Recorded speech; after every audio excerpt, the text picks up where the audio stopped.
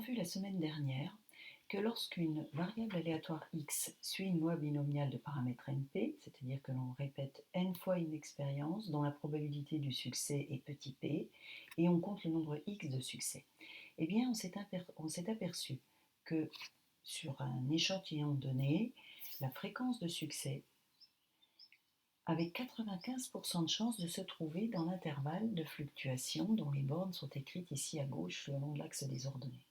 Cet intervalle est centré sur P. On va voir aujourd'hui un autre cas de figure. On va s'intéresser à un phénomène dont on ne connaît pas la proportion. Souvenez-vous, dans cet exercice, on s'intéressait à des personnes qui avaient les yeux bleus et on disait qu'il y avait dans la population française, dans l'ensemble, 31% de personnes aux yeux bleus. On partait de cette affirmation-là. Imaginez maintenant qu'on s'intéresse aux résultats d'une élection. On ne connaît pas à l'avance les résultats de l'élection, le pourcentage de personnes qui vont voter pour quelqu'un.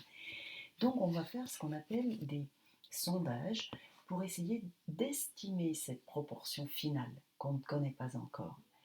Alors c'est pour ça qu'on va faire appel à ce qu'on appelle l'intervalle de confiance. Un intervalle de confiance, un intervalle en lequel on a confiance pour estimer une proportion théorique. Bien, alors je vais repartir de ce qu'on a prouvé la dernière fois, c'est-à-dire de ça. On sait que la probabilité qu'une fréquence soit dans un intervalle de fluctuation est de l'ordre de 95%. Bien.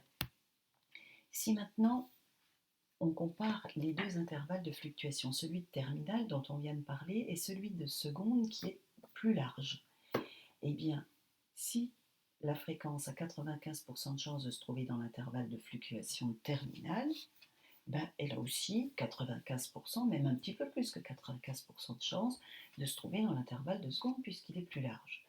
On continuera quand même de dire que c'est un intervalle de fluctuation au seuil de 95%, cet intervalle de fluctuation de seconde. Bien. Alors, comment va-t-on introduire cet intervalle de confiance ? On va partir de ce qu'on sait, c'est-à-dire de cet intervalle de fluctuation dans lequel on est sûr d'avoir au moins 95% de chances que la fréquence de succès s'y trouve. J'appelle donc xn sur n la fréquence de succès. Et cette fois-ci, j'utilise, plutôt que les bornes de l'intervalle de terminale, j'utilise les bornes de l'intervalle de fluctuation de seconde. Dire que cette probabilité est supérieure à 0,95, ça veut dire, c'est équivalent à dire ça, bien sûr, j'ai simplement remplacé par Fn au milieu. Et maintenant, je vais procéder par équivalence jusqu'à trouver la probabilité de la proportion théorique. Alors, allons-y. Qu'est-ce que j'ai fait de chaque côté de l'inégalité ici, l'événement, dire que Fn est compris entre ça et ça, c'est la même chose que dire que Fn moins P, la proportion que je cherche, qui est théorique, elle est comprise entre moins 1 sur racine de n et plus 1 sur racine de n.